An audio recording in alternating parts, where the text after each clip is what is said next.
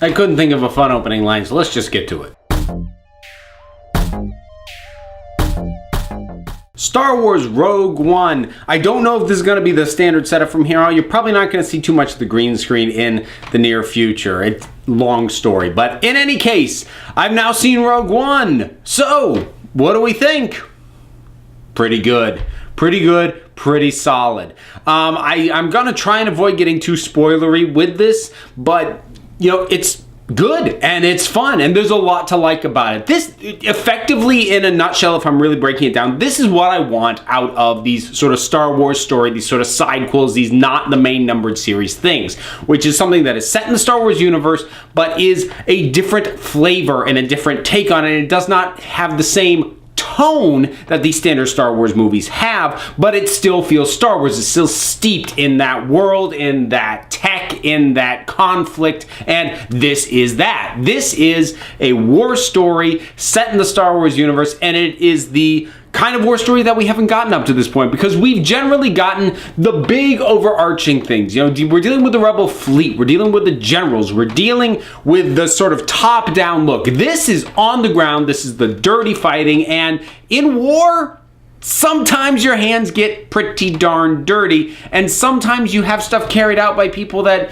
the history books, they're not going to mention them. That's Rogue One. And so you've got this ragtag team of rebels that are sort of trying to get information about this new weapon, which of course we all know is the Death Star.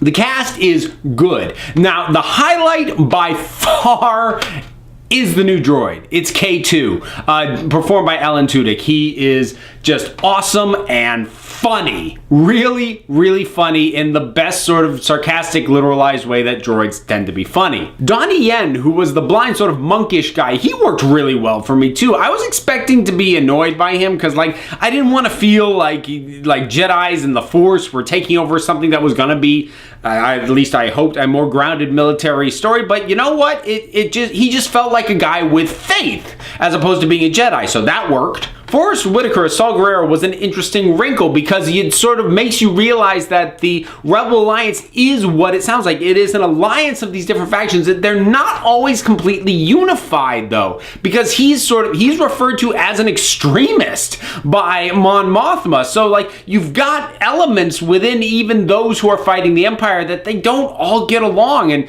that makes sense. That's a cool wrinkle. And we get to see lots of stuff that really, if you wanted before, you had to read extended universe stuff, which was never really my bag. But we get to see what it's like to live under the heel of the Empire. We've never really gotten that before. The action is good. It's hard hitting. It's a well-paced movie. The villain's pretty good. Commander Krennic is, I feel like he is what they wanted General Hux in The Force Awakens to be. Now, I actually kind of like General Hux. Everyone else seems to hate him. He worked for me, but this guy works better, and he's kind of cut from the same mold in that he's a high-ranking military official, but he's gunning for favoritism by the people who are above him, and so they've got that going. And like I said, it's like General Hux but working better. Now, I'm not gonna put this, ranked relative to all the other Star Wars movies. It's better than the prequels, absolutely no doubt. I'm not sure I would rank it above any of the other main series, even The Force Awakens, although I think it's gonna come down to personal taste.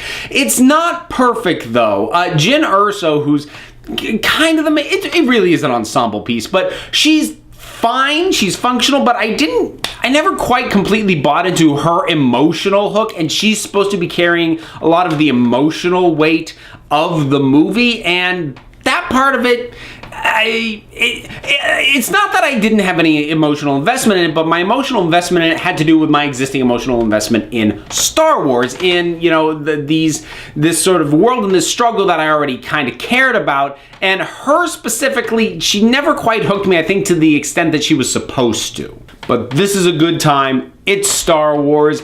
It looks like Star Wars, but it feels like a different take on it. This is what I wanted out of this movie. So I consider it to be a really good time. And if you know Star Wars, especially that first movie, front to back, there are so many Easter eggs here for you. It's crazy. And every single one of them put a smile on my face, even though, they weren't really necessary, but I still liked him for being there. So that's my thoughts on Star Wars Rogue One. I'm taking part in a podcast that's probably going to go into a bit more detail, might be more spoilery than this. I don't know. We're recording it in a few minutes. But that'll be on Ryan Daly's Give Me Those Star Wars podcast, which I will provide a link to down in the description as soon as it's up. I might have this video up before the podcast goes up, and I'll add it later, whatever. But have you seen Rogue One? If you have, what'd you think about it? Whatever you thought, drop something down in the comments and let's talk about it. Don't forget to like, subscribe, check me out on Twitter at Council of Geeks. Follow the Council of Geeks podcast, available on iTunes and Stitcher. And until next time, this council is adjourned.